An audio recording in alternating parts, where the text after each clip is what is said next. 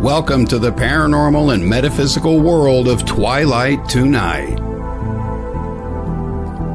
Host Dee Moonflyer grew up with very open-minded parents who had many experiences with UFOs and the paranormal. Because of her mom's insistence on exposing her to spiritual classes, meditation, and teachings of Edgar Cayce, Dee had a fascination and deep interest in the paranormal. Her own paranormal experiences have led her to seek out and interview other fascinating, knowledgeable people for better understanding of this phenomenon. Now, your host of Twilight Tonight, Dee Moonflyer.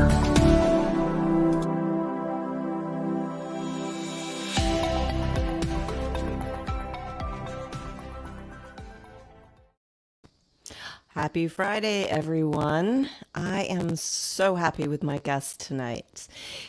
I hope everyone survived the full moon, but tonight we have two wonderful guests. We have Lee and Patti Allen, and they are from ParaVizionz Paranormal, and they're part of the TAPS family, and I want you to welcome them because oh my gosh, he's a great guy, and I finally get to meet his wife tonight, and we're going to talk about some of the hauntings in Middletown, Ohio.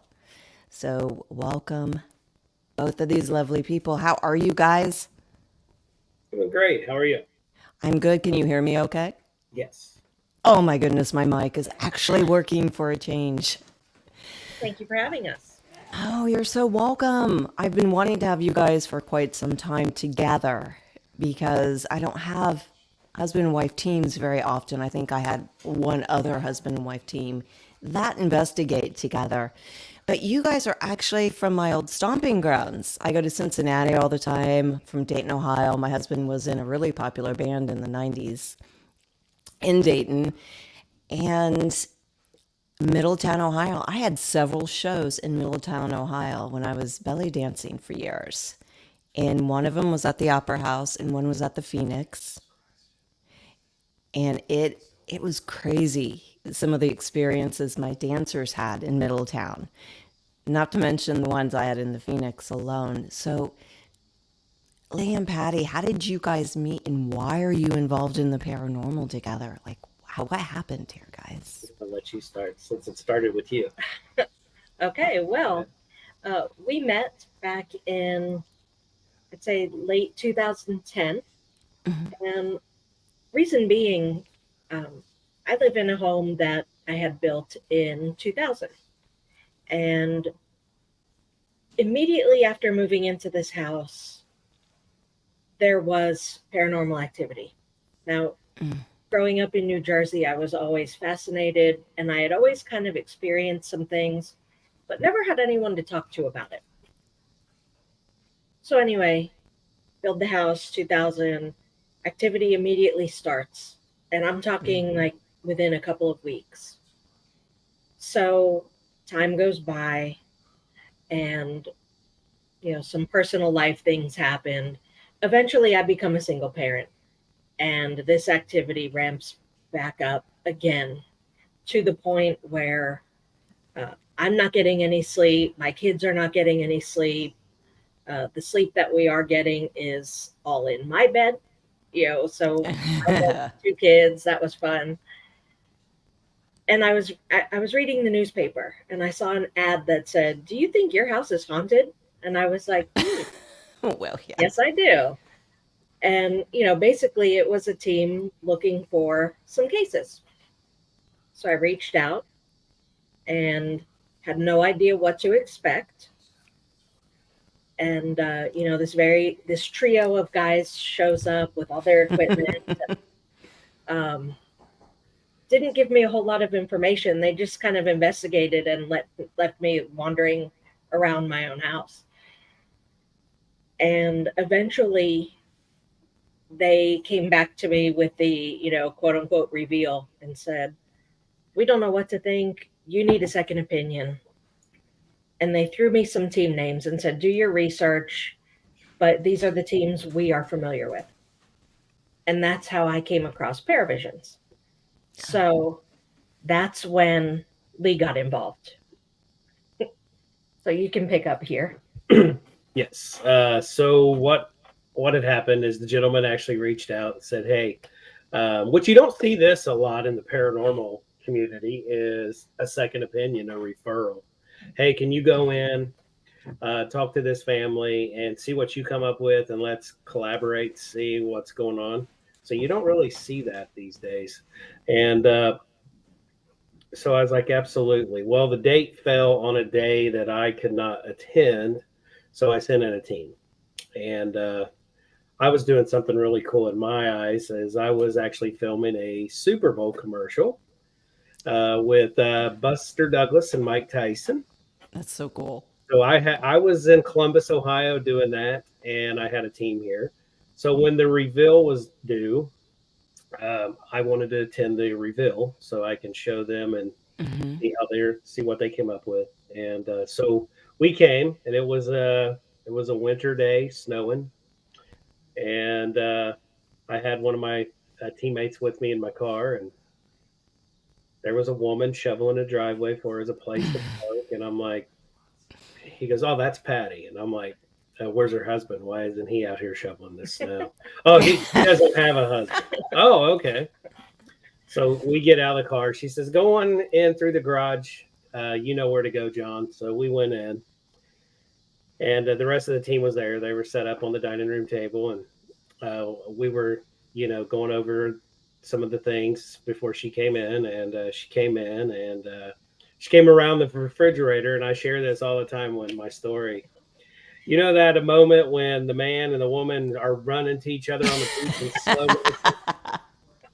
That's exactly what I saw. She came around there and threw that hat off at the toboggan, and she flipped her hair, and I'm like, whoa.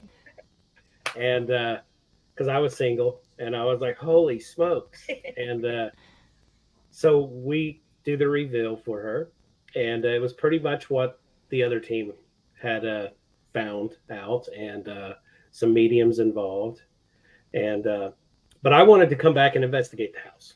So at that time, we started talking a little bit. I wanted to see how things are going. Then we were talking when she goes, "Hey, would you like to come in?" So I was like, "Yeah, I want to bring just a couple people in with me." Mm-hmm. And at that time, the guy that had the team that came in here first, their team wasn't doing much. He was the only one doing everything. But when they would get places set up, all of the team would want to be that, but they didn't want to do the work. He's like, "I'm calling this team quits, and I'm joining ParaVizionz." So he did. And so we came back and we investigated, and the activity, it's this house we're in now, is phenomenal. Where this house sits used to be a farm, and we've been told that where this house sits used to be a tree, and that was where the kids from the farm had their tree house, and this is where they like to play, because we get a lot of activity right here in our house. We could be sitting here in the office with headphones on, doing audio on the computer, and we both heard a little girl one night go, right between us. I'm like, what was that? And it she made sure we both heard it. Sure, yeah. So yeah, there's a lot of activity here. There's a lot of different things here. We found out that there is it goes beyond this. Down the street, about a quarter mile down the road, is a couple burial grounds, Indian burial grounds. Yep. So there's a lot of ley lines here. We got a river. So I know the map through here where the Shawnee would camp. And they did it all through Cincinnati, because that's why it's so hilly, so they can overlook everything. Right, yeah. And this area is full of that. So they've got a lot of energy here. And then finding out that we're dealing with the Wendigo. Oh. Yeah. Why? Yeah. Oh, no. We have a Wendigo in my stepson's bedroom in the closet. So I have to burn some cedar. And I'm going to have a shaman on phone and helping doing a prayer when we do that. Native American, correct? Yes. Our Yeah. great friend Teresa Lynch, that's my medium on the team. She got with them, and he said burn cedar in the Mm-hmm. closet. And so it's going to be a little. I'm going to probably do it live when I do it, because we did a live investigation here a few weeks ago. It Right. was Yeah. me, Patty, and Teresa, just us. Started collecting haunted items. So we've got a lot of energy here from I, calls. I tell you, I'd want to get rid of that Wendigo. My Yeah, grandma never liked to talk about no, stuff like and that. everybody listening, check it out. Just look up Wendigo if you don't know what it is. Yeah. You become a Wendigo. Yeah. It just something we don't talk about very much. Being Indian. Right, It's right. like, It's just a bad thing, and finding out that back in the days when when the tribes would set up their camp and they would have warriors on each corner, like north, south, east, and west. Basically, they were watching for those kind of things. yeah. Yeah. Especially at nighttime, because that's when they would like to lurk in. Yeah, my grandma. Now she was Cherokee. They have other legends and stuff like that, but one was Cherokee and one was Seneca. Oh wow! So yeah, that kind of stuff. They were very. It was actually really disturbing when we were doing this investigation just a few weeks ago. Partially because, over the last few years, I've grown very close with Teresa, but she is not familiar with my backstory. And so she came over for this, just little impromptu investigation. And it's always fascinating to me when a medium validates Sure. Yeah. any complaints or any sort of story. And like I said, Teresa really didn't know my story. And when I said the activity started immediately after moving in, it started in my son's bedroom he was 2.5 at the time. And he was waking up telling me someone was in his closet. And every night this someone was getting closer and closer to him. And, he described it as, a man that walked on 2 legs but looked like a cat. And it was just, for a 2.5-year-old, that was very frightening to him. It was frightening to me because I could not do anything about it. I would like to note now he's 25, so it's not like we're investigating with all children in the house. He doesn't live here anymore. I always kind of worry when we bring that up because I prefer to appear professional. And in my David shirt. Dealing with some of that stuff, that's beyond me as a paranormal investigator. It's pretty intense stuff. Picking that stuff up through audio. I was doing a TikTok live during that night when we were doing that, and people were they could hear certain things through the spirit portal box, through just hearing it in the room. And that's a little scary because you can have as much education as you think you can have for dealing with something, but something like that's older than us. It's a little terrifying, and I got to keep my fear cage up. I have to stay focused and do what's right. But when it comes to something like that, that's a little different. It ain't just where a group of people get on black shirts and they want to pose with their picture, and it's not that. It goes way beyond that, even culturally. And so I've been building myself up. I have to do this sage, the cedar thing with cedar. That's a big thing for it. Doing a lot of research on this, and I've never really dealt with anything this dark before. And and from my understanding, culturally, the people don't talk a lot about it either. They all know, like my grandmothers had their own things. They just sometimes didn't want to talk about any of that stuff. It was under they knew it was there. Yeah. They knew the spirit world well, but to talk about it on certain aspects Different was story, because even like doing research on it, they, you know, a lot of people just don't want to talk about it because they don't want to bring it in the atmosphere. yeah. And, you know, trying to keep it low because we're sitting right here within 25 feet is the room, you know, so it's And a little different. And it's weird because, you know, I'm from Dayton, obviously, but, you know, what's really, really odd about Ohio is it's so full of activity. I mean, I was talking to someone who does like even dogman investigations in Middletown is one of the places they've spotted dogman, Oh yeah, yeah. you And know, and all through that. Yeah. not far from there is Germantown. They Yes. spotted him, a dear friend of ours, Jody Cook, if everybody knows who he is.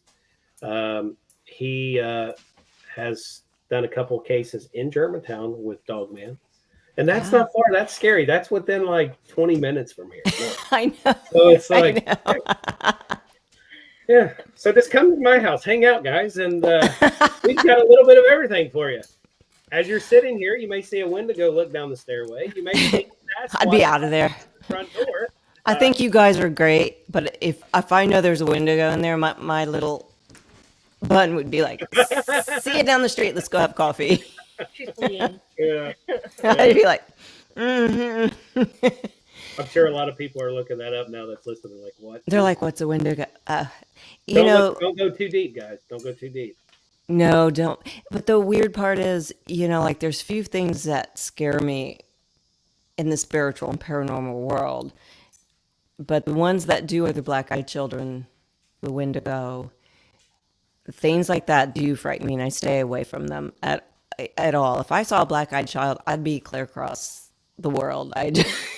Well, and another thing too, you know, a lot of people here, and we've done a lot of residential cases through this ley line from south of Dayton all the way. Yeah, Dayton's like active.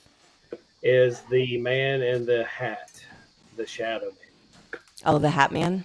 Hat man, yes. He is, we have been to, and looking at it on a geo map, it's like the map is following the river, okay?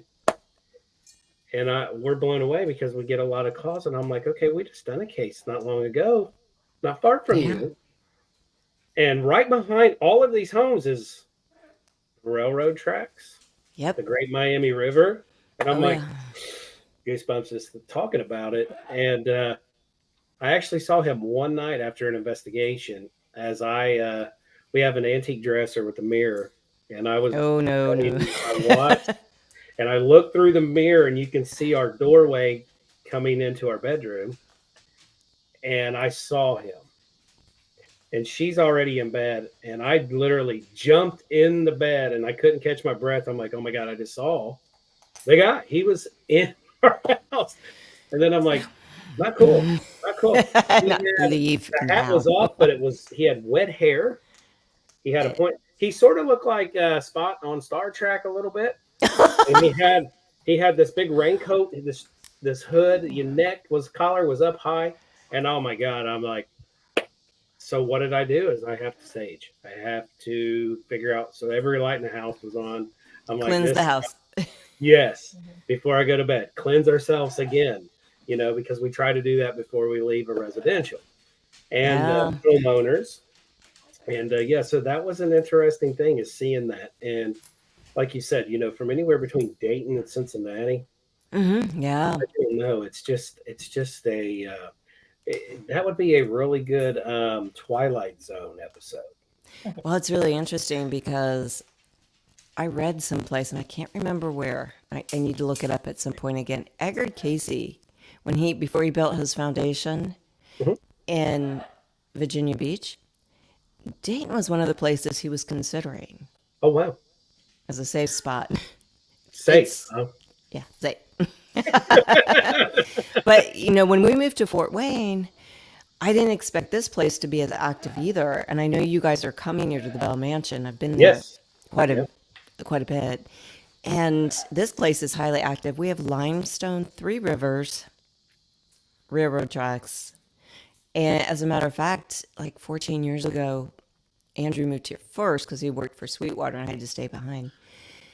it was interesting. Me and one of my dancers came down here, and we lived in a nice new apartment. It was like a loft, and me and her are standing there, and we both stop in our tracks. There was a woman dressed like the 80s, pink puffy vest on, feathered hair, just standing looking at us. And I didn't move. I was like, did you just come up my steps? That's what I was thinking. And and the girl next to me was like, do you see that? And I'm like, yeah, did you hear her come in? And we just stared at him. My husband's standing there. He goes, I don't want to know. I don't want to know. And I'm like, we looked at each other. She was gone. The first time I've ever been here, I'm like, oh no. What? Where am I at now? Did it follow you though from Dayton? That's the question. It was near the highway, and I'm beginning to wonder if it wasn't an accident she was in many years ago. That's what I was picking up on. And picked up on your energy and followed you there from the highway. Yeah, and just like, hey, how you doing? I'm here. Hello. I know you can see me. And I'm like, it was one of those days. That happened to me one time coming home from New Jersey, where Patty's from, and we were on 70, just coming into Columbus, between Zanesville and Columbus. And the kids were asleep in the back seat, and it was like 9:30, 10 o'clock at night. Patty's asleep in the passenger seat. I have the cruise set on, and I thought our daughter Savannah had lifted up, and I looked in the rearview mirror, and it scared the hell out of me. It was not her. It was a younger girl that had a tire track right here. So I don't know if I went past where she was in an accident right there on 70. But I was like, she jumps up. Are you all right? And the kids were sound asleep. And I'm like, and I explained to her what I saw. And I'm like, I hate this gift. I looked in the mirror, and there it is. And I prayed for her at that time. Mm-hmm. But it was just, it was creepy. Like that was something in the back seat between our two kids. And she looked right at me in that rearview mirror. Like, I know you knew that you just passed. It was just crazy, just bizarre.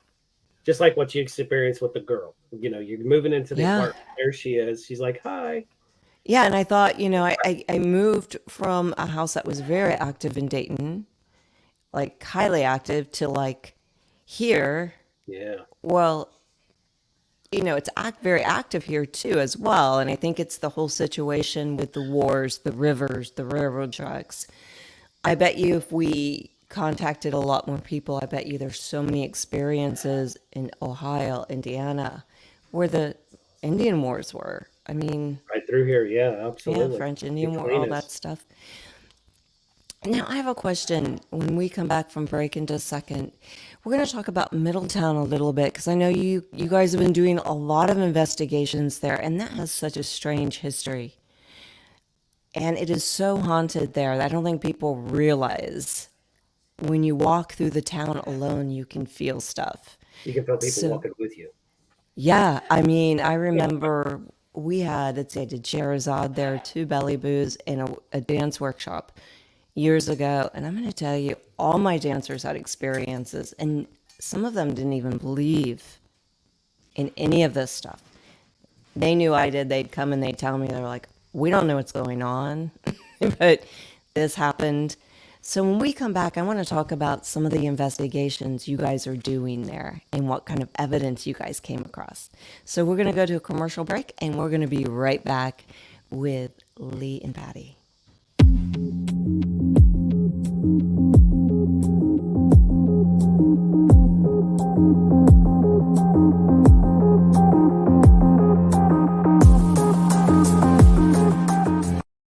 If you're a fan of the paranormal world, then you'll love WLTK-DB Talk Radio. Talk shows bringing you the latest on everything paranormal, cryptozoological, metaphysical, true crime, psychic readings, and more.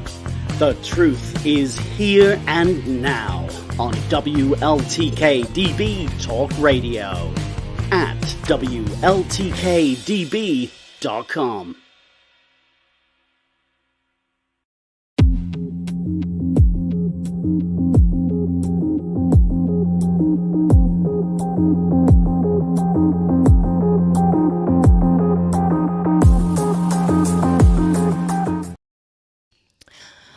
we're back with Lee and Patti. I want to say hi, Michael. Hi, Anessa. Hi, are you guys for stopping by? Lee and Patti, let's talk about Middletown, Ohio, guys. Favorite place to investigate. That's where I was born and raised. And I started my paranormal journey in Middletown with the Manchester Inn. Oh. Yes, that was my first start. And at the time, my brother-in-law was the head of maintenance there. And he connected me with the owners of the building.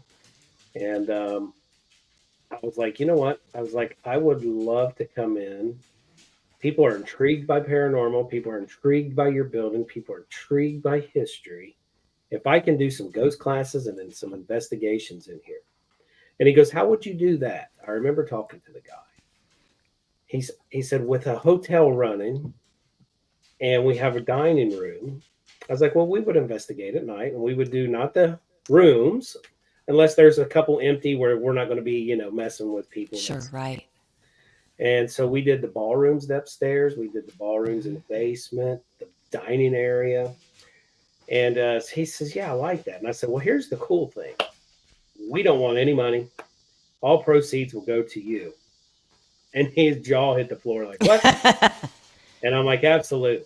I was like, because it's not a proven science. So we can't charge you for something that we don't know. We're just here to collect what we can and observe it and learn from it. Right. So he was like, yeah. So the night of the first investigation, I think I had 60 people there. And it was $30 a ticket. Oh, that's wonderful. And we're all in the basement. And they're all in the basement. I'm upstairs. I come in the back side, that overhang. And the manager was a lady. She was at the door and she was waiting on me. And she goes, I have a room full of people downstairs. I was like, wow, great. And she said, before you go down, the owner's here. He would like to speak to you for a minute. So I was like, sure. And he goes, I just can't believe that your first night, the house is full in the basement. I was like, well, I just can't believe it either. I look forward to going down and meeting everyone. He goes, I want to give you something. Enterprise Rent-A-Car had an office there on the back side of that building when you go through the door. Right to the left was an office. He goes, he handed me a key. He said, this is going to be your office. I said, well, what do I owe you for this? He says, not a thing. And so it was really cool. So we got an office, and we had investigation. So I went downstairs and the house was full. That's amazing. And so I looked at the team and I was like, guys, this is going to be a fun night. So the first investigation was really cool. We picked up a lot. We had some skeptics, which everybody loves to investigate with skeptics. Oh, yes. We're going to take their way after that night is over. If you've been in that basement, anybody watching, you've been to the Manchester Inn, the beautiful restrooms downstairs. Yes, they do. And yeah. They have a room in between the restrooms, and it's a custodian room, and the door makes a loud noise. Well, for some reason, we're just talking before we hit lights out, and you hear that door go boom. And we jump.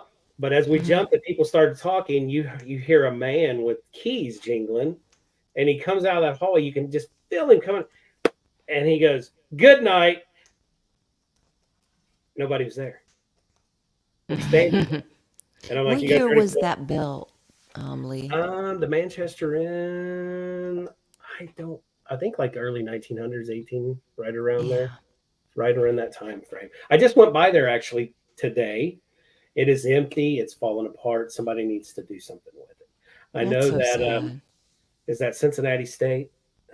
They were in the process of taking it over for a culinary school. Well, it'd be beautiful for that. Yes, ideal, perfect thing. I don't know. It's still been up in the air with that. So when we started investigating there, then doors started to open. Okay. Me being in the fire field, Harry Finkelman, he owned a lot of real estate through Middletown. Yes, he did. He was family member of Paul Sword. They were related. he called me into the office one day, and I was like, Harry, you're not due for your fire inspections yet. And he goes, no, but I've been hearing great things over at the Manchester Inn, and I want to get in on that. I said, well, what? Really? Yeah. He goes, what are you? Him? Yes. Well, because there was money involved. Oh, yeah. Well, that would make sense. Yeah. And he hands me a big ring of keys, and he already had them. I was like, these look like new keys. And he goes, yes. He goes, I want you to. That's when the old theater right there on Central used to be there. Yep. I had a key to that. I had access to that anytime I wanted. I had the Opera House. I had the commercial building in front. And then I also had the Sorg Mansion. And he goes, I like your office idea too, but he says, I want to put you in the Sorg Opera House in the office. So when Broadway News moved out, they moved down the street where the old parrot used to sit. Right. And I took that corner. And so here I am. I have my ParaVizionz logo on that window, one down at the Manchester Inn, and people started shooting me calls and emails. Hey, what are you and what are you doing? And what year was that, Lee? Oh, that was 2004 and 5, somewhere right around there. That's hilarious because I was doing stuff back then there. I'm surprised we didn't run into each other. Yeah, that is, I know. And you said you were in Phoenix, and we investigated that for them owners several times. Oh, man, that was something else that night. That place is definitely different. And if you've ever read Haunted Ohio, Chris Woodward, she did a really good article on the Phoenix. Oh, and she's not kidding. She's not kidding. I had several shows at the Phoenix, and every darn time, that elevator in me and whatever was in the elevator needed to stop because it would take me. I'd go to my floor and the doors would shut and it'd bring me to the top floor, and I'd be like, You didn't ask for it. And I had all the dancers like, the elevator's not working. Why is it taking us to other floors? I'm like, it's haunted. Absolutely. There's a lot of energy in that building. One of my biggest parts of that building was the woodshop area back in the second floor behind the stage area, down the hallway. That was a bizarre night. We had a really good investigation there. But when I had a key to go in to set it up, turn the lights on, and the team, the group was coming to investigate that. And I had a team down at the Opera House that night too. So I had to split the teams up. And nobody went with me but myself. So when you open those two doors, you got a set of steps that go. Yep. And when I was walking those, I'm like, I am not alone. I am not alone. Nope. And for some reason, the switch downstairs would not turn the light on. So somebody turned it off upstairs. So I had to literally go upstairs, flashlight, find the light switch, turn it on. Then when you went downstairs, you could turn it off there. And that was a really cool place. It is a beautiful, beautiful theater. It is. It's still a beautiful place. I don't know who. I think the guy that owns now, I can't remember his name, but we now run the old bank there on the corner, the Windermere now. Yeah. We work with the owners, and so we do ghost classes investigations there. And so cool. She was telling us there's a new restaurant across from the Sorg Opera House called the Swire Inn. So he owns the Opera House, the Swire Inn, and he also owns the Phoenix Theater. Wow. And so there's a lot of great and a lot of residentials. I've done a few great residentials there in the historic part.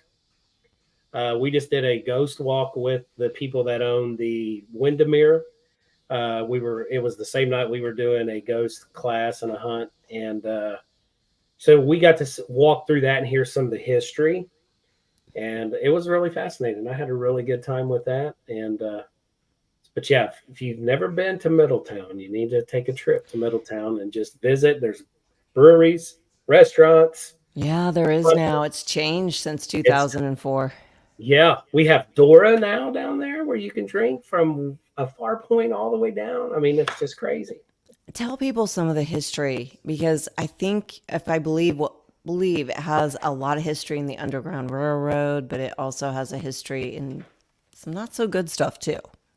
Yeah, they're the founder of one of the founders of Middletown actually had his log cabin. Stephen Bell had his cabin where the bank sits, the Windermere now. We're not really sure, but it faced the river because a block away behind it is the river.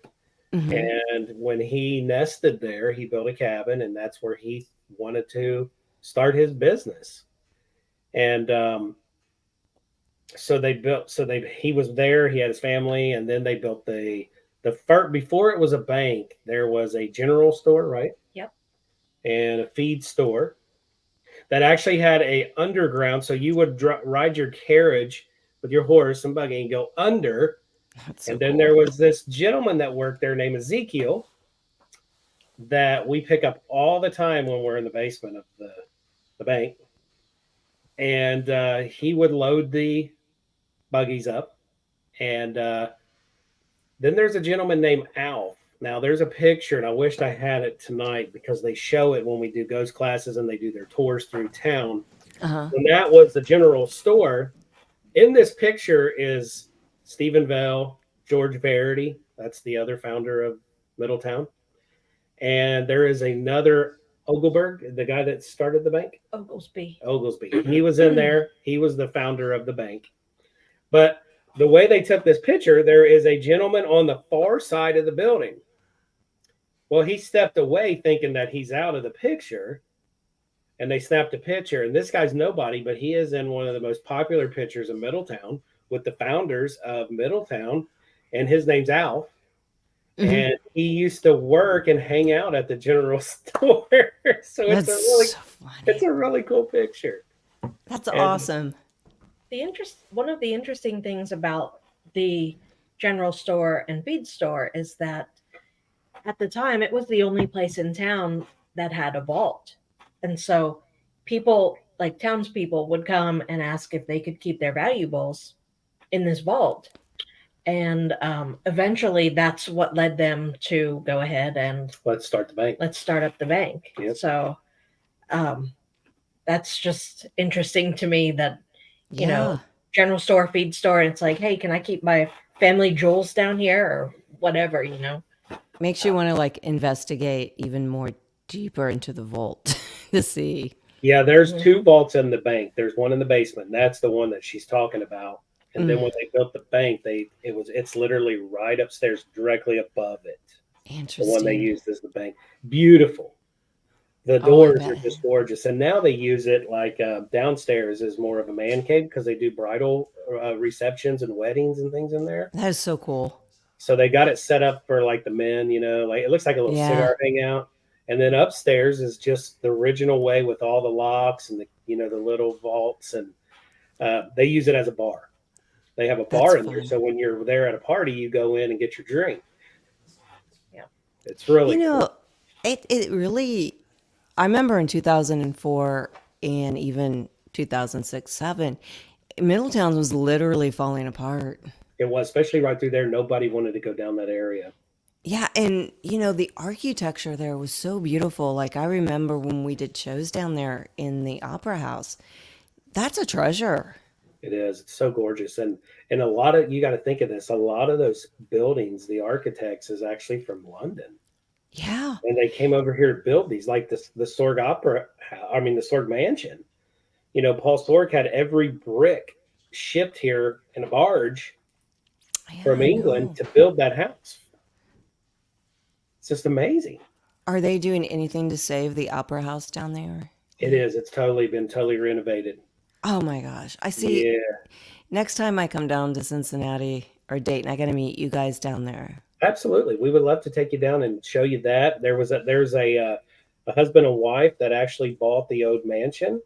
Totally different now. Totally different. Oh my God. All the way down through there is just unbelievable from 2004 through 2007. It's not the same place because I remember. Do you remember before that when they had the City Center Mall when a lot of those buildings were together?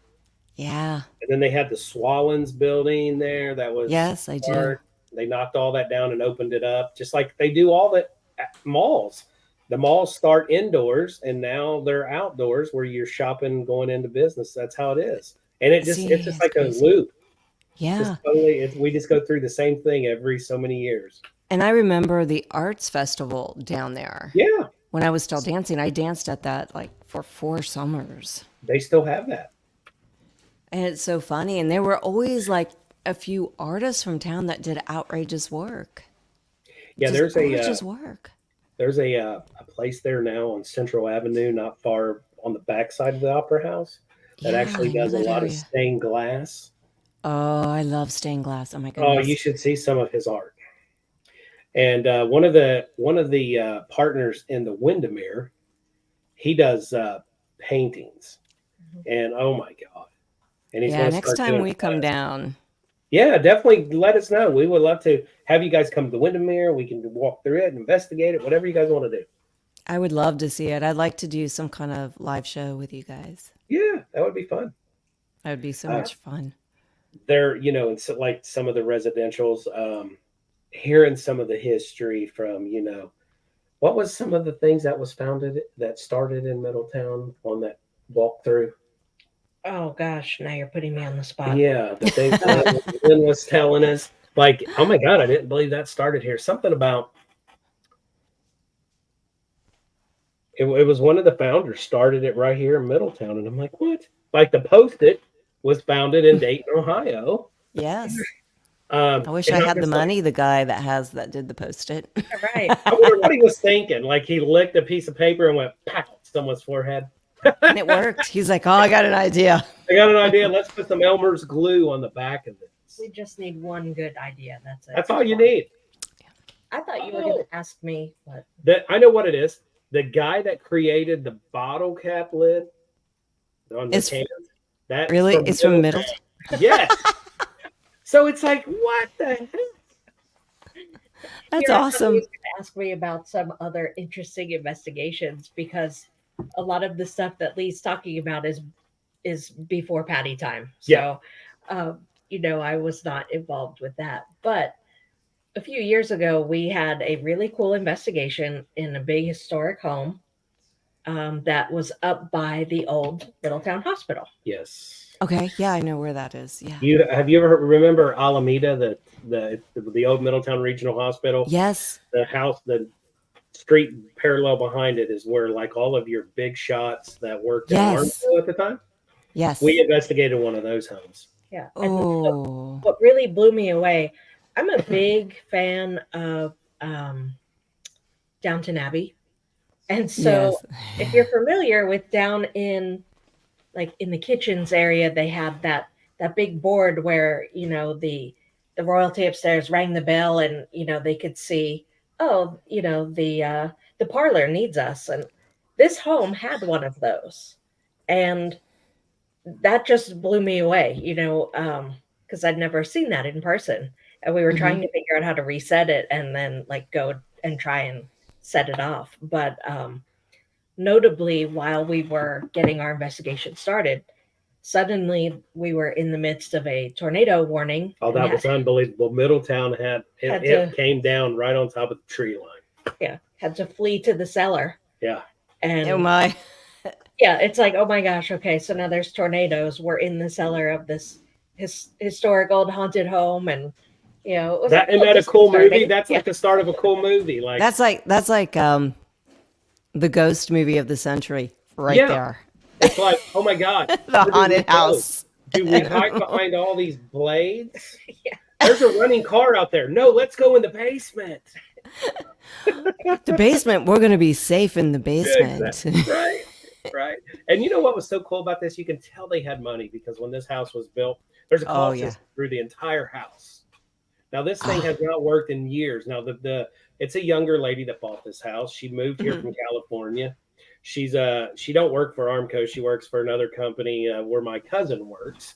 And it's just her and her 2 kids. And then her sister bought a house a couple streets over. And it's got a huge carriage house. And she said one night when they were moving in, that call system went off in the kitchen. As they were all around the island. And I'm like, oh, good Lord. She goes, that thing has not. So found out getting somebody in there. The guy goes, this hasn't been working in years. So I'm like, interesting, because it would have like, there would be a bell. And right Mm-hmm. by the door going up the stairway, there's like a little, like a, what is it? Like a little, where the buttons where it says, okay, this is this room on this floor, they need you. So you would call the kitchen from that room. So cool. I'm like, wow. I know. It makes you want to like just the energy alone. I bet, Patty, since you like Downton Abbey, I bet you were in heaven. I was. And then, we were up on the third floor, which was very much servants' quarters. And Oh, that was really cool there. yeah, it was just fascinating. Because every room had this little tiny, the old sinks with the corner faucets. Yes. Oh, yes. Old, yeah, separate for, instead of together. And, Yeah. and I think that night, and I do it all the time when we're investigating something, when we're getting activity, I'm like, do you remember the movie The Others? I love that movie. Nicole Kidman. Yes, I love that movie. Okay, think of this. This is what creeps me out. And I like to get them going. Are we really hunting them, or are they really hunting us? Are we really alive, or are they really alive? And they're like, shut up. You're like, go ahead. I that movie's fantastic. Mm-hmm. Yeah. I think the bonus to investigating is getting the behind the scenes of things like that. These homes that you drive by and you're like, wow, what a beautiful place. And then next thing you know, like someone reaches out and they're like, hey, we need some help. And like I say, it's just the added bonus. Now you get to see what's really in there. And the carriage house where they would park their cars or their buggies, the ceilings were like a 12 by 12 solid piece of brass with the etched out, and they had them all throughout. So she was going to take them all down. So somebody says, well, give those to me. Well, after she said that, somebody volunteered real fast, like, give those to me. She went and done some research and found out that those things are very valuable. Yeah, they are. And she said, when I found out how much they are a piece, she goes, no, they're not going to be going nowhere. They're going back up. They're going to stay in my house. I was like, in my get carriage rid of house. nothing. Don't get rid of nothing. And Wow, there was a really cool little apartment in the carriage house upstairs. Oh, man. Oh, this place is just beautiful. Is it Airbnb now, by any chance? No, I don't know if she's still there or not. That's been 2020, maybe, right before COVID. 4 years or so. Yeah, 2019. Yeah, now I'm going to go on Airbnb and see. That's the one you would want to stay in, because it had this real big, nice patio, like a Florida room, and on one side, and it was just all trees. And then the backyard, it had a swimming pool, but they don't, it's been overgrown. Sure. And I'm just like, could you imagine? Like when I go into these places, I just want to touch the wall and say, wow. Just feel the energy. Yeah, just how many big shots were here in this house, and or people that's well known, that's created things that we use on a daily basis. Wow, it's just bizarre. It's amazing. I mean, I'm sure you guys do this too. Like you said, when you touch the woodwork or the house, you feel that energy. It just draws you in. Now, yeah, you guys are coming to the Bell Mansion where I live now in Fort Wayne. Wait till you see some of the woodwork in that house. Oh my goodness. I just, I was the other day on their site, and I was looking, I was like, wow, somebody posted that was just there, posted some pictures on their site on Facebook. It's beautiful. Oh my. I cannot wait to see that. That is going to be gorgeous. And it's going to be, I don't want to know a lot of it, what people's picked up and stuff. Yeah. But yes, I definitely can't wait. Yeah, and they're very sweet there. I really like visiting when I do go. I haven't been there for a while. We used to have meditations there. Oh, wow. With my friend Rod Bice. He owns a crystal store in town. But you guys are going to love it. And let me know when you guys come here. Will do. It's going to be the Friday, the 29th of this month. How long are you guys staying? It's overnight, isn't it? It's overnight. We'll be there overnight. And then I have a Waynesville. I have to be back here For the 30th, I have my Waynesville ghost class and investigation. I do 3 a year there for them. So that's our last one. And that is the ghost paranormal thing that people do all across the world. Yeah. So. And Waynesville is another town. I love Waynesville. Waynesville is different. And I've experienced it since I've been going there since like 2005-ish, 6, before I met with the friend's home there. Mm-hmm. After investigations, walking around the downtown. Wow. Yeah. With headphones on and doing real time.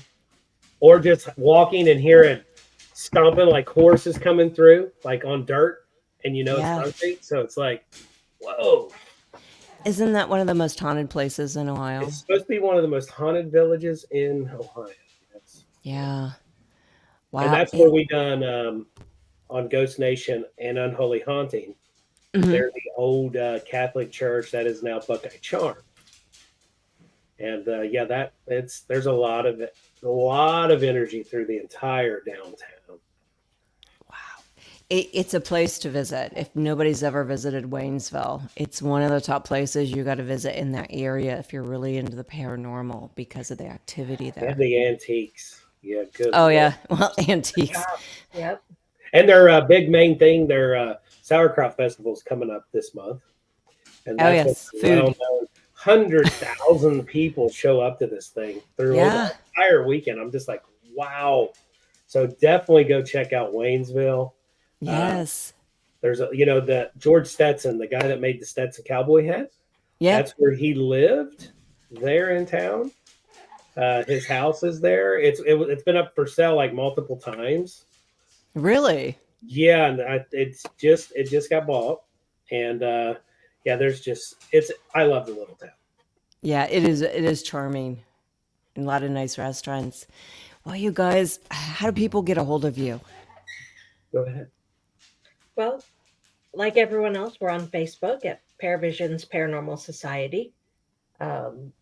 Lee runs a TikTok. So ParaVizionz Paranormal Society on TikTok. We're also on Instagram. We have a website when you go to the ParaVizionz because it's a Wix site, so it's got that real long.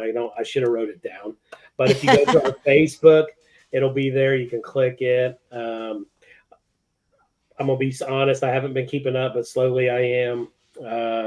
So that's how you can reach us. You can reach us on our email at pvparanormal@gmail.com.